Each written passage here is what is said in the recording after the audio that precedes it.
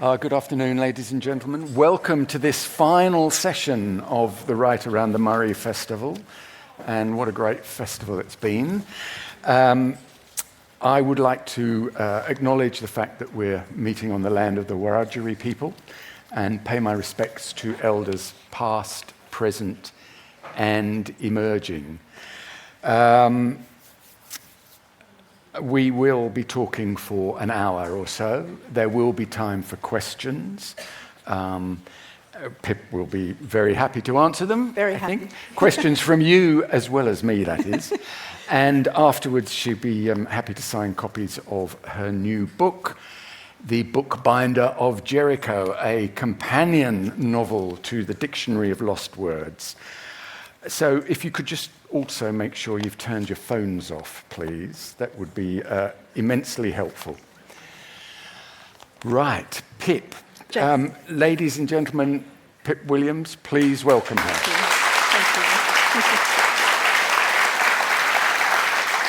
Thank you. Pip has been a writer for a very long time. She was first published when she was 15, and that was a poem in Dolly magazine. You'll laugh, but that's my proudest moment. Her first book was when she was working as a social scientist, Time Bomb, written with two other academics. It's about how work makes us time poor. And I have to second that. It really does make us time poor. I should say, we published that in 2012, and I had already, writing the book made me quit work. Then her memoir came out in 2017, One Italian Summer, about a trip that she and her family took to Italy to research organic farms, I think. And more or less, to escape. Just to that's escape. when I quit work. But the first novel that took Australia and the world by storm, Dictionary of Lost Words, was published in 2020. I think it sold, well, I asked your publisher this week, and they said it had sold over 280,000 copies, physical copies in Australia. That doesn't include audio and ebooks, so that probably takes the total up to over 400,000. I think about 260, 270,000 in the US. And it is published in 33 territories now.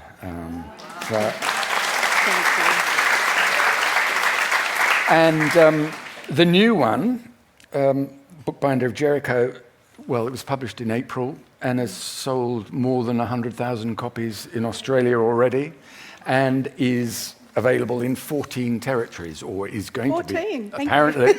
Apparently. So you're more up to date than me. Yeah. So let's have another welcoming round of applause for Pip. Thank you. Quickly, who's read the Dictionary of Lost Words? That's very impressive. Thank you. And all of you. Who has read the Bookbinder of Jericho? That's very impressive as well. Okay, so they weren't. So we'll still try not to do any spoilers. No, we'll try not to do any spoilers. Pip, the book is a companion novel to the dictionary. What do you mean by it being a companion novel? Yeah, an interesting conundrum I had when I started writing it, actually, because it's not a prequel or a sequel to Dictionary of Lost Words, but it is set in the same universe, if you like. It has an overlap in time. The first book spanned about 45 years, but included the first years of the war, World War I. And this book is bound by World War I. It essentially starts on the first day of war and essentially, not quite, ends at the end of that war. And so they overlap in time. This is set in Jericho, which is where Oxford University Press is, and it is focused on the press, which is one of the places that appears in the previous book. And because of that overlap, it made sense that there were a few characters from the first book who walk on the pages, if you like, of this book. Simply because in real life, those people would have crossed paths with the characters in this book. But it's a completely standalone story. Yeah. So the main characters in this story live completely separate lives to the main characters in the previous story. Yep. So for the benefit of those people who have not read the Bookbinder, would you like to read just a little bit to give them a flavour of it, and to remind those people who have read it what a joyous book it is? And I should probably start by saying, essentially, this is the story of a young woman called Peggy and her twin sister Maud, who work as bindery girls, or women who work in the bindery at Oxford University Press, and they live on a narrowboat on the canal. It was a relief to look on Calliope. She was dark blue with gold lettering, like the binding of an Oxford World's classic. She was practically touching staying put, and the closeness had always felt like a comfort. I held open the hatch for Maud and stepped in after her. Calliope smelled a little sweet after being shut up all day, a little earthy. The hatch swung closed behind me and I breathed it in. It's the smell of books, Ma used to tell people when they asked. It's the paper decomposing. They'd screw up their noses and Ma would laugh and say, I've come to love it. Ma brought 2 books with her when she first moved to Calliope, translations of the Odyssey and the Tragedies of Euripides, Volume 2. They'd belonged to her own mother and were worn with reading. Her collecting only started after we were born. She picked up books at curiosity shops and fetes, and sometimes she bought them new, Every Man's Library editions for $1 each. Most, though, were from the press. They were bound, but they had defects. Whenever I asked if she'd been given permission to bring one home, she'd never quite answer. It's waste, she'd say, not good enough to sell. Then she'd hand it to me, but good enough to read, don't you think? I always said yes, though when I was small, I could barely understand a word. Ma stored her books on a row of narrow shelving that ran between the windows, bow to stern. When those shelves were full, Oberon Rowntree built her another row. Soon after that, he built another. When we were 10 years old, he told her a 4th row of shelves could not be accommodated. So Ma bought a small bookcase from the bric-a-brac woman at the covered market. It had been dragged from the river at low tide and looked worthless, but Ma cleaned it, then sanded it, then oiled it. She placed it beside her armchair just inside the hatch. Then she filled it with her favourite novels and all her Greek myths. Why do we have so many books, I like to ask? To expand your world, she would say. When she died, my world shrank.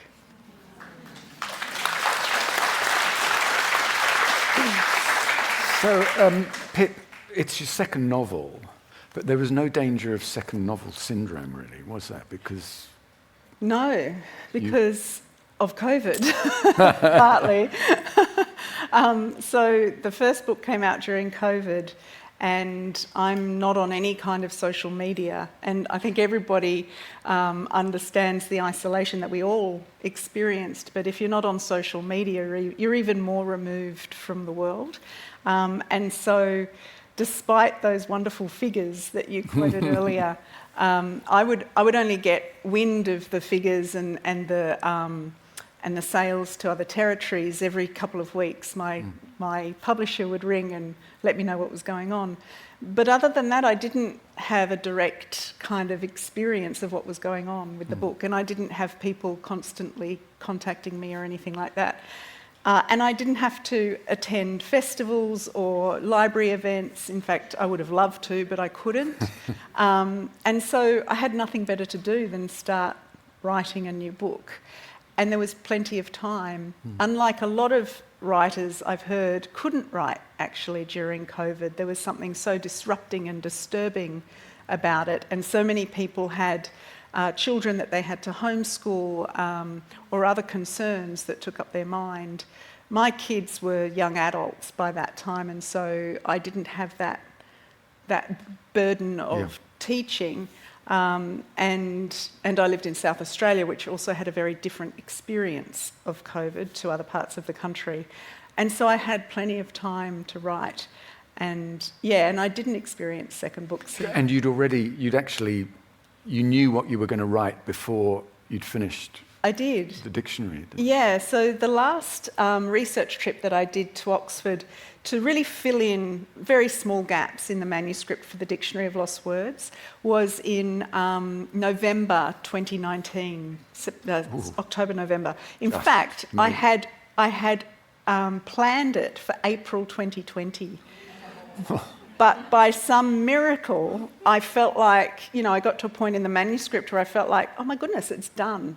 And all that needs doing is this last research trip to fill in some of those gaps. Mm-hmm. And so I brought the research trip forward to November 19, thank goodness. Thank goodness. And while I was in the archives of Oxford University Press, I wanted to know how a book was bound, because in that first novel, a book is being bound in secret, if you like, in the press, and help is being sought from the women in the bindery.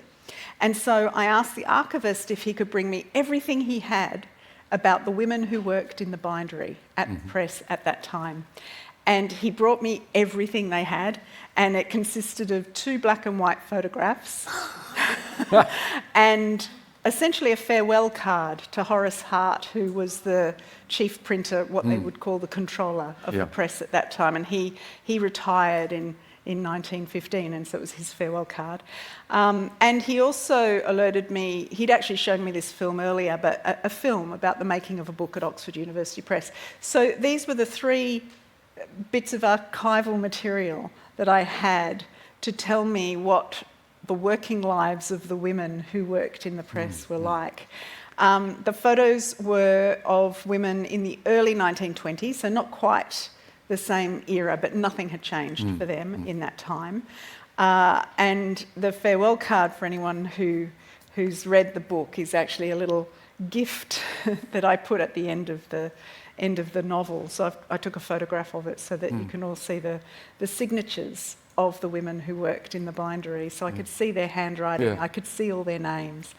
But the thing that was most important was this film. It is amazing. It is, and you can see it online. I think it's called The Making of a Book at Oxford University Press. Oxford University Press and The Making of a Book. Yeah. It goes for nearly 20 minutes, but it's really fascinating black and white film. And in it, there's images of the women folding the pages that have come off the printer. And then there's an image of a woman who looks to me like she's practically dancing along the gathering bench, where all of the sections of a book are piled up. And it's in real time, but it looks like it's been sped up. She's going so quickly, and she's just gathering these sections like this. She obviously, I think she must have known that they were filming that day, because she's wearing high heels. That's a bit of a giveaway. She's beautifully turned out, and I do know that the women wore kind of pinafores or aprons normally, and she's not wearing an apron. Yeah. But anyway, so she looks incredibly elegant as she gathers all of these sections.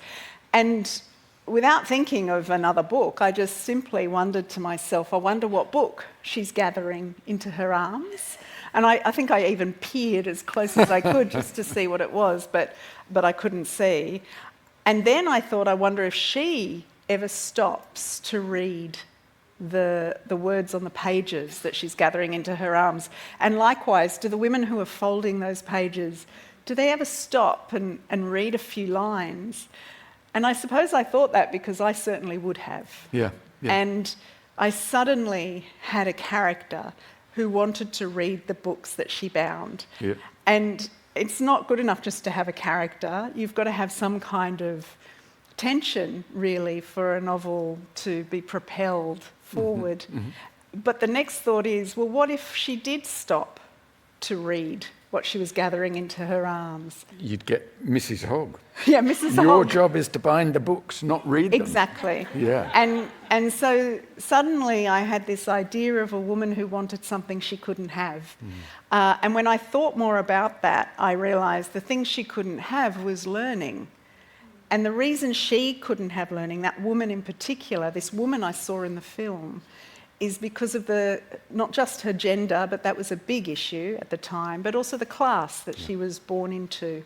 Even though she worked in the building across the road from Somerville College, which was the women's college of Oxford University, she wouldn't be able to attend that college for so many reasons. And so this story sprung out of that. And I actually did start writing it before dictionary ever came out. Yeah, yeah. And so, in a sense, the villain of this book is not an individual, it's a system, isn't it? The system is always the villain, yeah. Jason. It's like, we think it's individuals, but Yeah. individuals are supported by systems that prop them up, prop their ideas up, prop their behaviours up. And yes, that's exactly what I'm interested in. Yeah. I'm less interested in, I'm less interested in bad people doing bad things to other people. And particularly, I'm not as interested in bad men doing bad things to women. What I am really interested in, though, is how systems create the circumstances for some people to be oppressed and for other people to have all the advantages.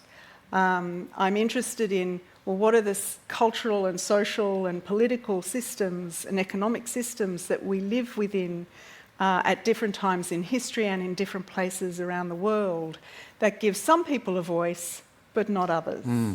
And this is historical fiction, and my other book as well. It's still interested in this idea of people having the opportunity to have a say, having the opportunity to have a voice, to be educated, to be part of the decision making. And one of the things I love about historical fiction and speculative fiction, actually, is its ability to speak to the present. And what we're talking. One of the things that's obviously we're talking about at the moment is an Indigenous voice to Parliament. And I'm part of Writers for the Voice, so my position is that it's a good thing and we should vote yes for such a thing. But one of the reasons I've come to that decision is because I've spent the last 6 years researching what it is to not have a voice. Yes, yes. Amongst a whole lot of different groups of people, and realising that it's not just Parliament saying some people can have a vote. It's about policies and systems and structures that let people be heard that makes the change, and that has been the case throughout history. Throughout history, Yeah. yeah. And it comes across.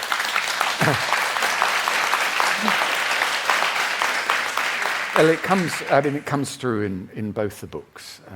Obviously, language in the first one, and in this one, well, more in a sense. There's the desire for education. But tell us about Peggy and her sister. Yes, I'd love to. I was at Kate Mildenhall's session earlier, and we share, our protagonists are both called Peggy. It was a very popular name 100 years ago. So Peggy is about 21 when the book starts, and she has an identical twin sister, Maud. About 3 years earlier, their mother, Helen, has died. And they've grown up with their mother on the narrowboat on the Oxford Canal called Calliope. But now they're alone on that boat, though they do have a community around them that acts like family, kind of found family. Yeah. The Roundtrees next door. Yes, the Roundtrees. Or the next door longboat. Yeah, a narrowboat called Staying Put. And Peggy and Maud both work as women in the bindery at Oxford University Press. So every morning they walk along the canal, over the bridge through Jericho and down Walton Street to where the press is. And Jericho is a neighbourhood, if you like, of Oxford. Back 100 years ago, it was like a company town. About 60% of the people who lived in Jericho were somehow connected to the press. And it was very working class and very poor, actually. There was a lot of kind of inherent illness just simply because it was low-lying. There was a lot of cholera outbreaks in that area, a lot of poverty. And yet there was this magnificent university building in the middle of this neighbourhood that a lot of the people worked at. And so this is, not only is it Peggy and Maud's life, it's their past and it's their future, because their grandmother, were both bindery women. Their grandfather worked at the press. They're destined to work at the press until their fingers are so arthritic they can no longer fold the pages. And yet Peggy desires something more. She wants more, doesn't Yeah, she? and she wants to read the books. Yep. It's kind of for her water everywhere and not a drop to drink. She is surrounded by the ideas and the stories that are being generated by this prestigious university, and yet she's told she can't engage with these ideas and stories in the way that she would like. And so the story really is, before World War I, Peggy probably would barely entertain the idea of going to university because it just, not only is she not born to it because of her gender and her class, but she feels the need to be around for her sister Maud. Yeah. Because Maud experiences the world differently, and the world experiences Maud differently. And even Peggy feels like Maud needs her to stay around. And so that's one of the things. Does she really? But does she really? And Maud, I read Maud, the second time I read the book, I decided that Maud was like an editor, a publisher's editor, in that what she says is, she doesn't speak much, but she's very careful about what she says, and it seems like she's repeating things, but in actual fact, she's getting to the nub of everything, isn't she? Yes. They're a wonderful couple of sisters.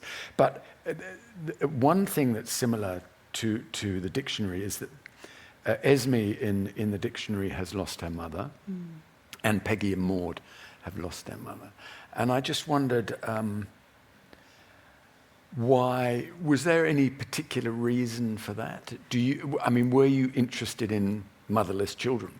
It's so interesting. I'm sure there's a lot of writers in this room, and my experience might not be the same as everybody else's, but I often don't know what I'm doing until I've done it.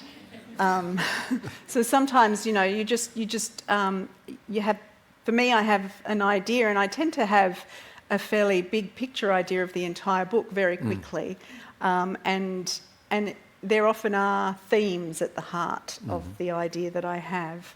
And I just start writing, and it's not until I'm partway through that I realise none of my characters have mothers. And then I try to understand why that is. And now I call it the Roald Dahl rule. If you want your characters to have an adventure, you've got to get rid of the parents. I know these are adult, but in both cases, the mothers have died. In Esme's case, when she's a child, or in childbirth, actually. But in the case of Peggy and Maud, they were about 17 when their mother died, so they're still vulnerable. They're still certainly growing into themselves. Yeah. And it was significant, I realised, though, for them to do what they're doing, or for them to have the, I suppose, challenges that they have, to open up possibilities for other people to influence them. In a way, I had to get rid of a loving mother. Because in Esme's case, if she had a mother around, she would never have been under the sorting table at the scriptorium. I had to make that happen. Yeah. And that was the only way I could make it happen for her. In this case, I think it's because what I really wanted, I wanted to make Peggy's life harder. In a way, her dream to learn, her dream to go to Oxford University, she already had barriers in place, as we've said, her gender and her class. And I just wanted to make it even harder for her. And I thought, that's kind of, those gender and class are the obvious barriers that we always talk about when we're talking about opportunity. But I looked at the women around me, and many of the men actually, and I asked myself, what has stopped a lot of the people I know, including myself, from pursuing a dream? And the thing that stops us so often is care. So, the care of children is a really obvious one, but a lot of people delay, say, travelling because of elderly parents. or they delay moving state or taking a good job because they can't leave their elderly parents, or they can't leave a dependent sibling, or adult children who still need them. Care is always in the background of the decisions that we make. And so I wanted to give Peggy a care responsibility. With Maud. With Maud. And if their mother was around, Peggy wouldn't have... Of course. It wouldn't have been her responsibility. And her mother was keen that she should read, that she should have an education anyway, wasn't she? That's right. So So you had to kill her off, really. Yeah, I had to, because her mother would have been, we'll do anything to get to university. So, that would have been a short book. Now, World War I erupts, and its changes are very significant in the book. I mean, the changes, women start doing different jobs, refugees come to Oxford. It's a real sort of a game changer for Peggy and Maud, for everybody in the book, isn't it? World War I was a game changer for that entire society. The book is divided into 5 sections, and each section is headed up by a book that Peggy is actually binding. And these are all real books. All of the books in this novel were books that were being printed and bound at the time. And one of those books, it's not a book actually, it's a series of essays called the Oxford Pamphlets. And I read these pamphlets. They're fascinating. They cover every possible topic you can think of. Everything from, why we are at war, to poetry of Germany, to, all sorts of subjects. But I was really struck by one of the authors of these novels, of these pamphlets, called Gilbert Murray. He was actually an Australian originally and became an Oxford Don. And he was a pacifist. And he, up until the war, had been anti-war, but he supported this particular war, I think for humanitarian reasons. But one of the things he wrote struck me, and he wrote, I'm paraphrasing, but he was talking about all of the men, the working class men lining up to fight for Britain. These are men who at the time also didn't have the vote. A lot of men didn't have the vote at this time, if they didn't fit particular criteria. And he had noticed this, and he made a reference. He said, I thought we hated each other. And it struck me so forcefully that at this time, the divide between the elites and the working class, or in Oxford, what was known as town and gown, was so stark that they honestly thought they were on different sides. And I can't remember your question now, but it was about the changes that the First World War brought in. And so that's one of the changes. There was this, all of a sudden, all these working class men were lining up to bleed for England, and England they didn't own. And England they had no say in.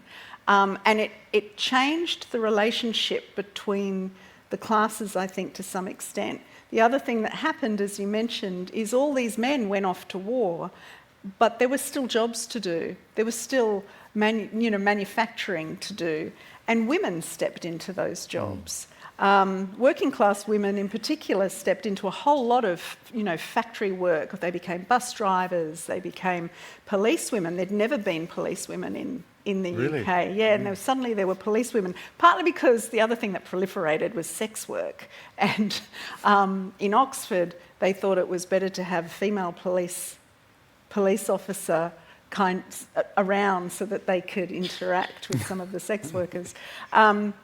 And so women stepped into so many jobs, and women of all classes basically kept the country running.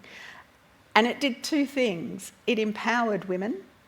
It gave them a taste of what men had. And it showed the ruling class, which was the ruling gender, it showed men that in fact women could do everything that they did, and they could do it quite well. And so it forced the government really to allow some women to vote.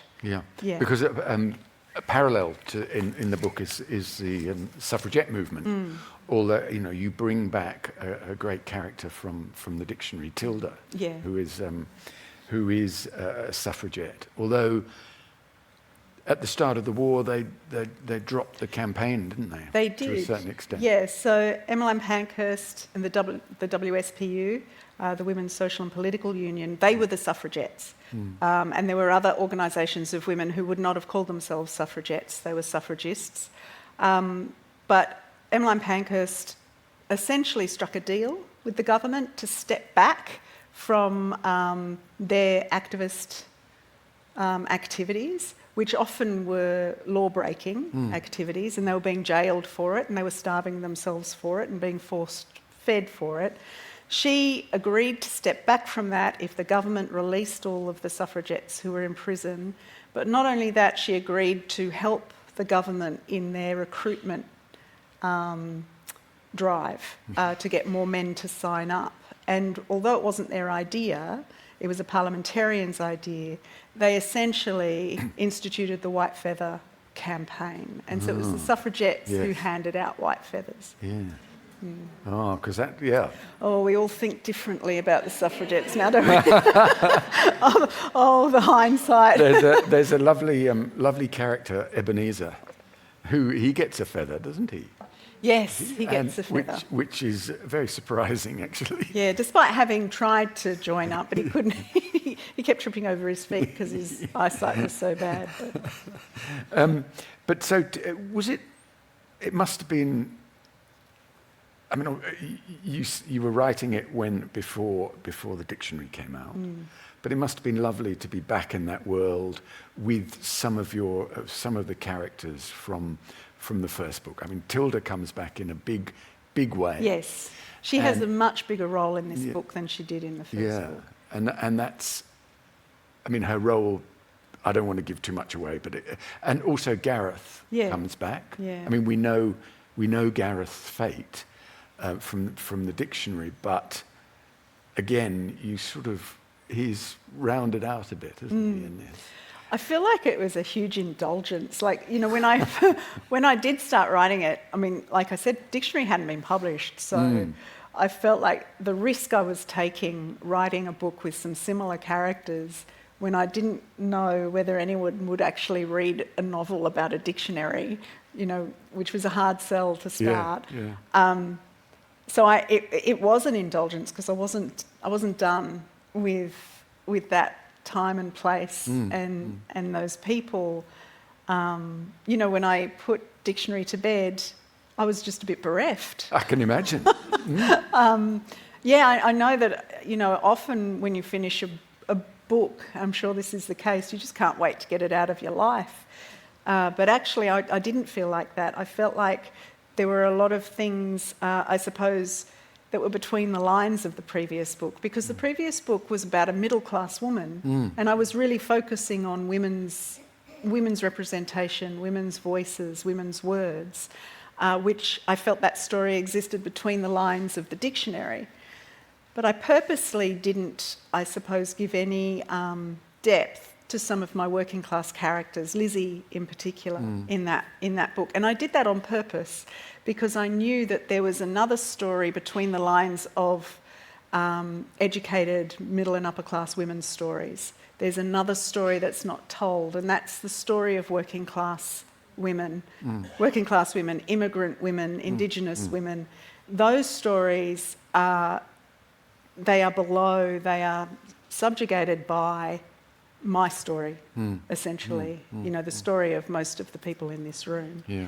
And that has always been the case. And in fact, an example of, I mean, it was exemplified when I was doing the research for this. I was looking for evidence of these women. Like I said, a few photographs and a bit of film was all the archives had, but the archives had boxes and boxes and boxes about the men's work. Really? And nothing about the women's. Yeah. And so I thought, well, where else can I find out about these women and the work that they did and the lives that they lived? And women in particular, in general, actually, around World War I. And I thought I'll look to women's art. You know, it's not in the archives, it's not in the history books, I'll look at art. And so I did. I read Virginia Woolf's diaries. I read Vera Britton's A Testament of Youth, which I've lent heavily on Vera Britton for both of these books because... And she is, I mean, you bring her in, don't you? She has a cameo. Yeah, that's right. I felt like I needed to acknowledge she deserved her. Partly because her memoir, which is still in print, is one of the very few memoirs of World War I from the perspective of a woman, and it's wonderfully rich. I looked at poetry and novels written at the time by women, and I looked at visual art. A visual artist who also has a cameo in this is Iso Ray. She's an Australian woman who was living in Etaples, which was the army base in France, where Tilda is a VAD. I don't think that's a spoiler. No. And she's a real person who'd been living there because it was an artists' colony before the war. And she and her sister, who are artists, were living there with their mother, who couldn't travel back to Australia, so they stayed. And she became a VAD at the army base as well. But she actually applied to be a war artist for the Australian government and was denied because of her gender. And yet she was already a celebrated artist. And of course, anyone who's a creative doesn't stop being creative just because someone's told you you can't be. And so she did a lot of paintings, so I looked at those as well.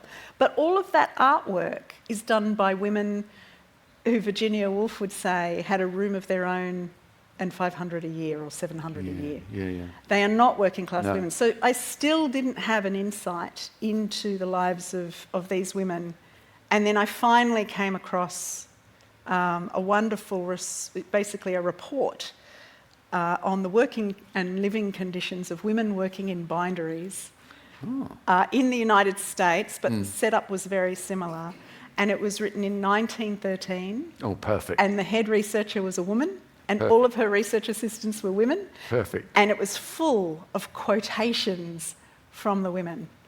So, you know, essentially sociology and you know, this labour report, that's all I had. But working class women and other groups of women are between the lines of and that's the thing about historical fiction, isn't it? You have these points which are the known facts and everything.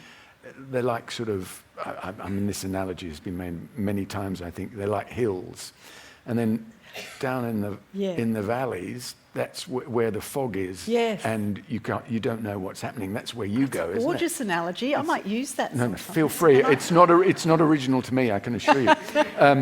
But that's where you go. That's where you fill in the gaps, don't you? For your own purpose. And fiction does that better than anything, I think. But you need a little bit, don't you? Yeah. You need a little bit in order to sort of, you need seeds that can then grow.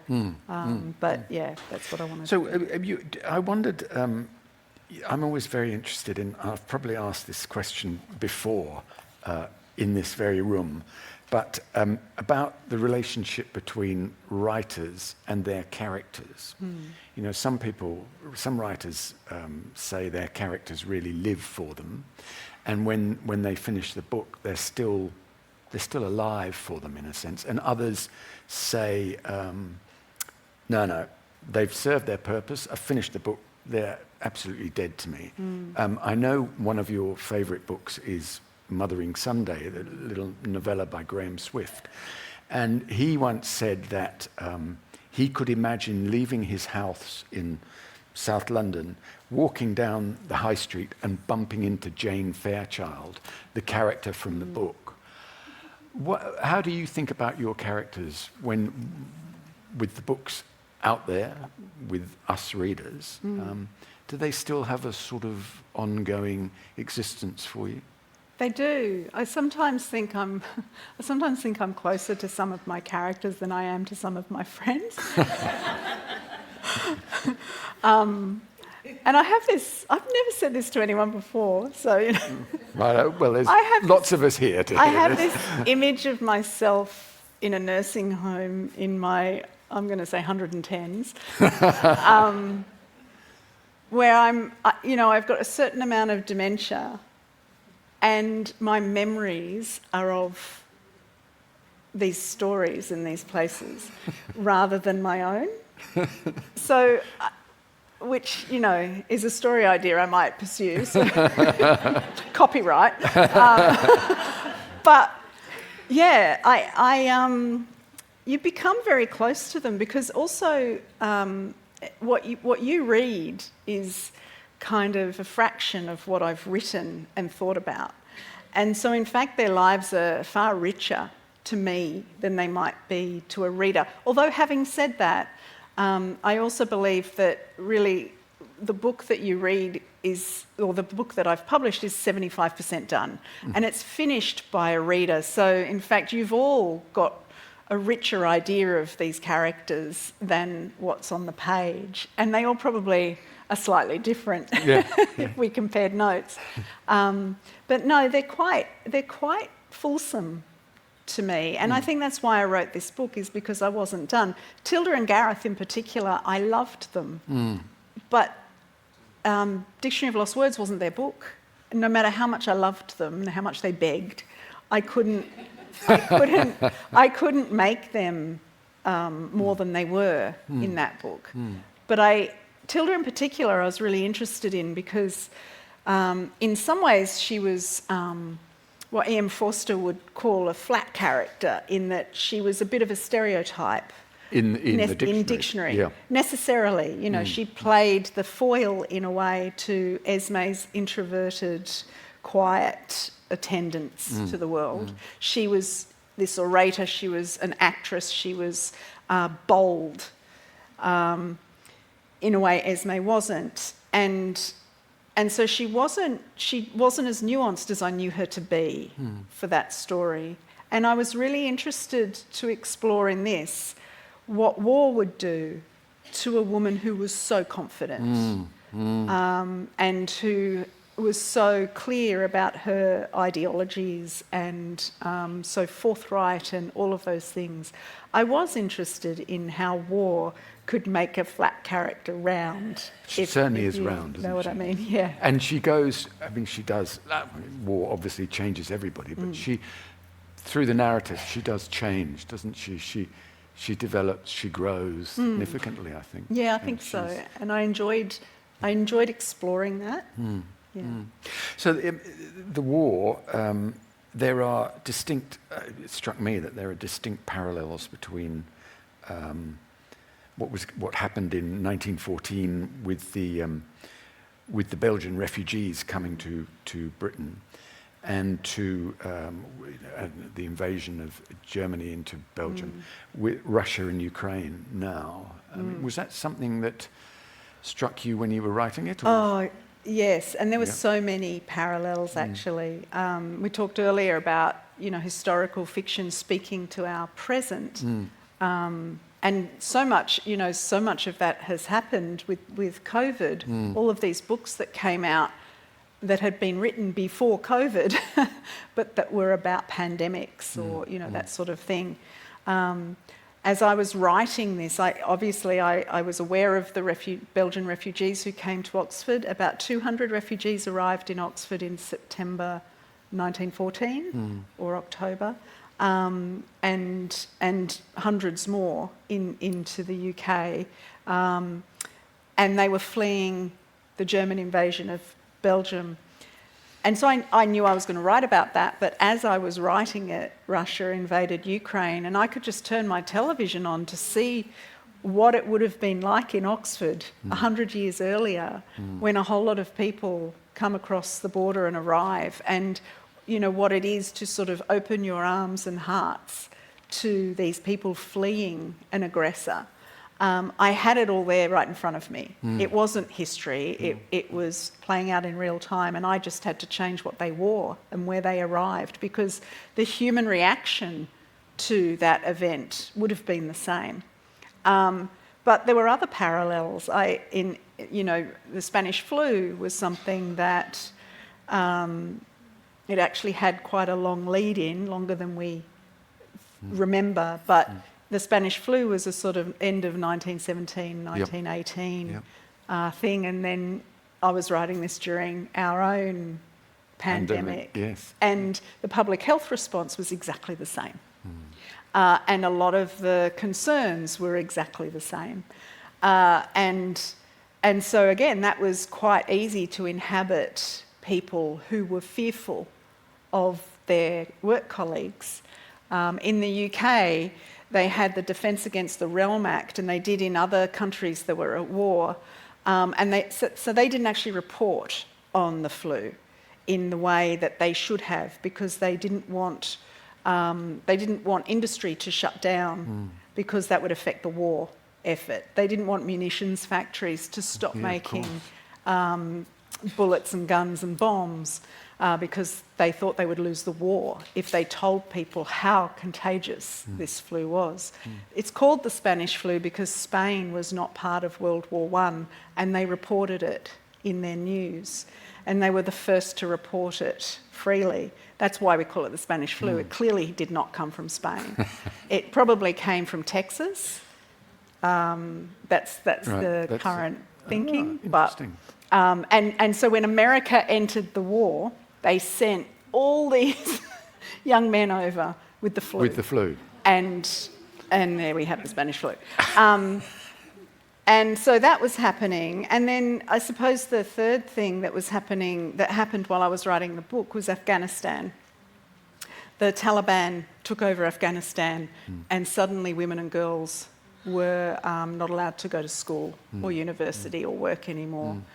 And that's essentially what I'm writing about, is women's access to knowledge, to education, to opportunity. So, it's kind of frightening how history keeps echoing.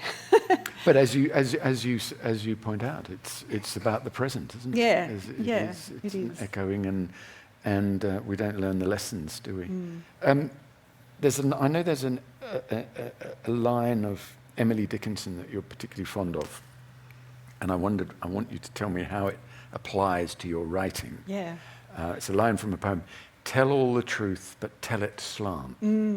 I think, is it, and what's the next line? Something in circuit lays. I'm not sure about the next line. So, tell all the truth, but tell it slant that's the first line of the poem.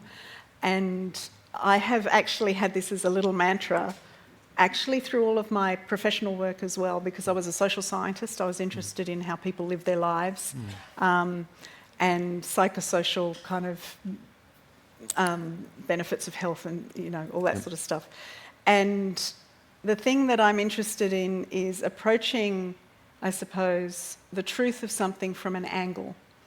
And I think it does two things. When you approach something from an angle, first of all, you don't scare it off. When you approach it head on, it's more likely to run away. Even as a writer, I feel like when I'm writing around something, I'm personally more likely to get to the centre of it. We were talking about, throughout this festival, we've been talking about craft and practice. And for me, if I just sort of decide, I'm really interested in women's access to education, I would write it. I would write a very different novel. But I didn't. I was interested in a woman who's gathering sections and would love to read a section but is told she can't. In a way, just telling that story is approaching a bigger story at an angle. And I feel like the more I can write around an issue, the closer to the heart of that issue I can get, because I'm not scaring it off in a way. So, which was always my approach to when I interview people as a social scientist. I wouldn't ask them the question I wanted them to answer. I never would ask them that question. Not ever. Right. I would ask every other question, and I would understand the answer to the one question I wanted to answer by the end of it. I'll remember that for the future interviews. Now, there is. Think about some questions. I've got a couple more to ask Pip, but do think about some, and we'll open up to the floor. I gather, though, that the dictionary has a remarkable afterlife. I think stage, TV, concertos. I know, a board game. No, a board game? No, well, I exaggerate. It's my job. So I was asked to contribute a few questions to a new board game called the League of Lexicon, which is great because of the book. So it's, in fact, the first preview for the stage play is on Friday at the Dunstan Playhouse in South Australia, at the Festival Centre. And then it's going to the Opera House. So Verity Lawton is the playwright, and she's adapted the book to stage. And Tilda Cobban-Harvey is playing Esme. She's an amazing Australian actor, touted to be the next big thing. Claire Blanchett. Oh, Sorry, Kate Blanchett. Have you seen the stage show yet? I've been in rehearsal room a couple of times, and it's just incredible. I saw an early read through, and the playwright has given me the script, just to comment on at various drafts. But it really is. I don't make any creative comment. I just comment on accuracy of history or words or whatever, because I think I love handing this over to other creatives. And as long as I feel comfortable, I don't have any anxiety when I meet them, and I feel comfortable that they understand what it was I was trying to do, then I'm completely hands-off, because it's a completely different creative job to do. It's a different medium, and I don't presume to know anything about it. And I think if I made creative comment, I would be actually taking bits out of something that is whole in someone else's mind, if that makes sense. So it's so exciting. And the bits I've seen, I've been brought, like my eyes have welled at different times, and I know the story well enough. I should be completely immune to the emotion of it. But the way, when you see human bodies, acting it out, embodying the story and the emotion, it's very affecting, and I just think it's going to be brilliant. Great. Okay, now, ladies and gentlemen, what about some questions? I'm sure there are masses of questions for Pip. If you put your hand up. Hello. Okay. Thank you, Pip. Thank you, Jason. I guess this is more of a social science comment question. I'm really interested in critiquing the OED as a colonial project, and I'm thinking back through our festival, our wonderful festival.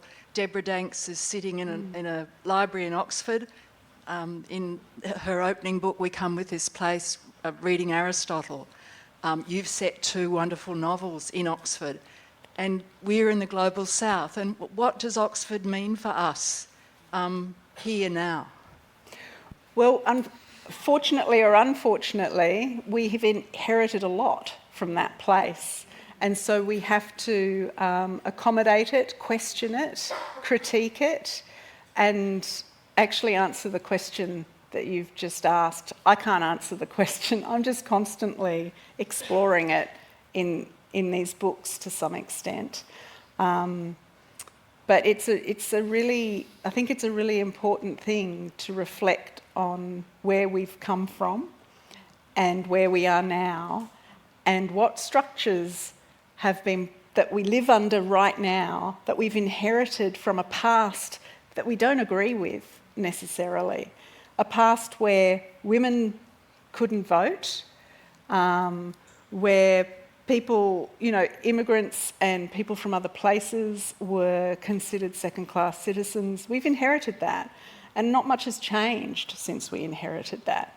And so it has to be questioned, There's a questioner over here. No, can you use the microphone, please?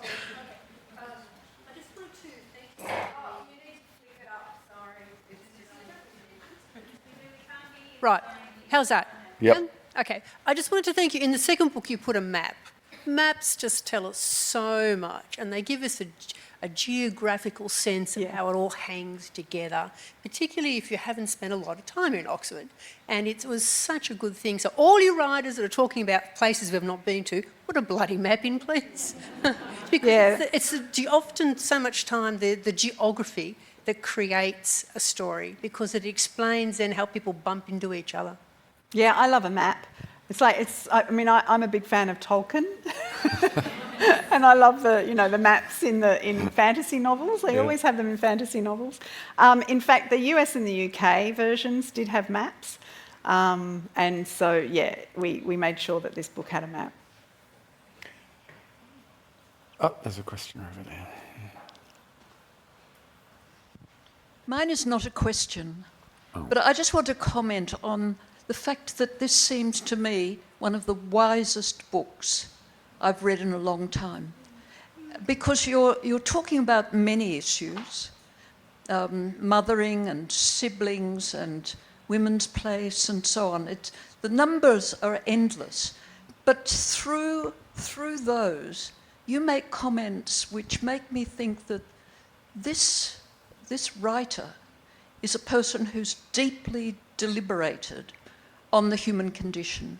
I thank you for that. I'm going to read it and reread it. Oh, thank you.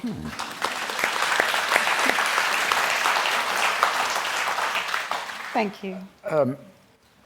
There's a questioner there, waving around, waving her arm. Thank you. Hello, Pip. You may not remember me, but I'll talk to you later. Helen, from Centre for Work and Life. Hello, Helen. Hello. And on that, I just wanted to ask you about, thank you for the book, it's brilliant, it's just so you. Anyway, but I wanted to ask you about that transition from the academic world and social science world to fiction writing, something many of us aspire to, but it'd be great to hear a little bit about that. So, Helen, I do remember you. Helen is a fellow social scientist, and we used to work with Barbara Pocock, who's now Green Senator, at the Centre for Work and Life. It's so good to see you. What was your question again? Reflecting on... Going from academia. Do you know what? The first thing I published with a firm press was my memoir, One Italian Summer. And by then I wasn't working in academia anymore. I was working in local government. After they took me on and I told them I'd been an academic, they said, I'm glad you didn't say that earlier, because we have a policy of not publishing academics. They're so hard. They have such a way of writing which is so inaccessible that they have to spend a lot of time in the editing process to undo all of the damage that academia has done to their writing. So there is a transitional phase in terms of moving from academic writing to something that's more creative writing. I won't say fiction, because I think good non-fiction is narrative-driven as well. And maybe that's why I wrote the memoir. I always wanted to write fiction. When I wrote my memoir, it really was in some ways as an apprenticeship to creative writing, because it was like a bridge between the very kind of accurate non-fiction that you write as an academic to the completely made up. In fact, even my novels, there's a scaffold of non-fiction within that. And I wonder if, for me and other academics, perhaps in a similar field, historians and so on, and social scientists, actually this kind of historical fiction works well for me, because I really love the research. I really love mapping out the scaffold of history. And thank you for your comment earlier, but I also wonder whether, having been in an academic setting where my job is to scrutinise and critique, I suppose, the human condition in some ways, has allowed me to then write about it more in a creative way that has some breadth. But I don't think I could have written these books without the skills I learnt as an academic, a research academic. Yeah.